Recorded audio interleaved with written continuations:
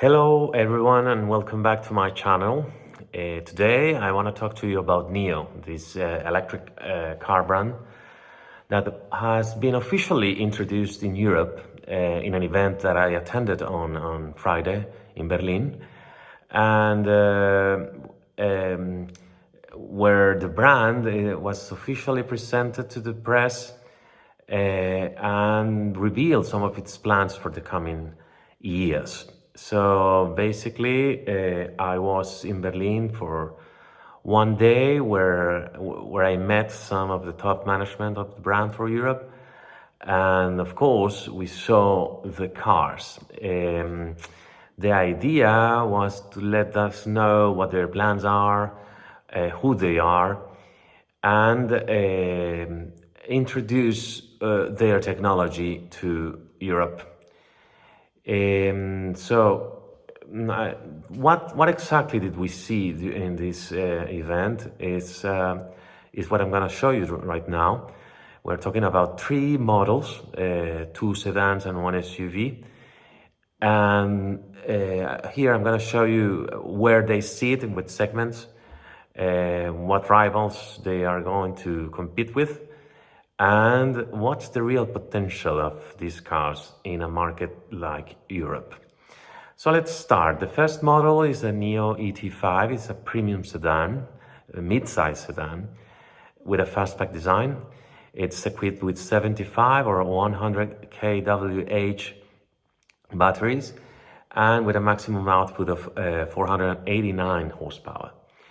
The range can go from 445 kilometers up to 580 kilometers under WLTP. The NIO ET7, it's a bigger brother. It's an executive sedan with 5.1 meters length, so it's a quite big executive sedan. As its little brother, it's also equipped with batteries of 75 or 100 kWh and with a maximum output of 644 horsepower. According to the brand, it can drive up to 580 kilometers under WLTP. And finally, the third model is an SUV, is what they call the EL7, which is nothing different from what they know in China as the ES7. They just changed the naming because of problems with Audi, and it's S7. It's a premium D SUV, and it can be equipped with batteries of 75 or 100 kWh and a maximum output of 644 horsepower that can give it ranges up to 513 kilometers. So where do they sit and which cars are they gonna rival? Well, as you know, NIO is the Chinese Tesla, so it's not hard to tell what models they are targeting or what rivals they are targeting. So the ET5 is a direct rival of the Tesla Model 3. Actually, they have very similar dimensions. But it is also expected to compete against the BMW i4 and the Polestar 2. It's interesting to notice that the three of these models, I mean the Polestar, the BMW, and the Tesla, are also made in China. The ET7, its bigger brother, sits in the E segment. So it's a direct rival of the Tesla Model S and also of the recently introduced BYD Han and the Mercedes EQE, while the EL7 is a mid-size SUV due to rival with the Model Y from Tesla, but also the Genesis GV70 and the Audi Q4 e-tron. How are they going to be positioned? Tesla wants the consumers to subscribe instead of buying the car. So the owner of the cars is going to be NIO.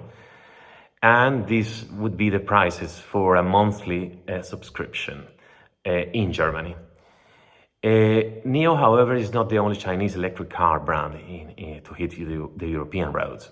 Brands like Airways, BYD, MG, Honky, or even Lynk & Co are also available in the European markets. So the offer is not really small, but the question is the demand responding to this increasing offer from Chinese made cars?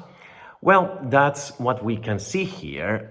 And according to this information, we can see that the made in China electric cars are gaining share within the electric car market in Europe.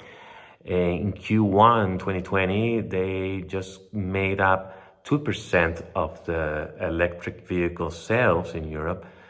But this year, 2 years later, in Q1 2022, they represented 22% of these sales. This is partly because of the importance of the Chinese-made Teslas. As you can see here, most of the Chinese electric cars sold in Europe are not sold by Chinese brands. Most of them are Teslas and some Western brands like the BMW iX3, like the Dacia Spring, but leaving only 24% market share to the real Chinese brands. Still, compared to what we've seen in the year 2021, the Chinese brands are gaining traction slowly but steady. And that's what the goal of NIO is, to have some steady growth, but without big numbers, because they know that awareness is a big challenge, but also the fact that there is a big anti-Chinese sentiment among the European consumer.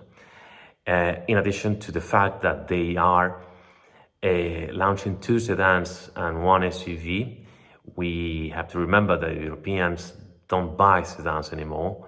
They are mostly focused on SUVs or hatchbacks. So let's see how NIO goes with this. They have the right products, they have the right management, and interesting plans. So now it's up to the European consumer to consider this new brand.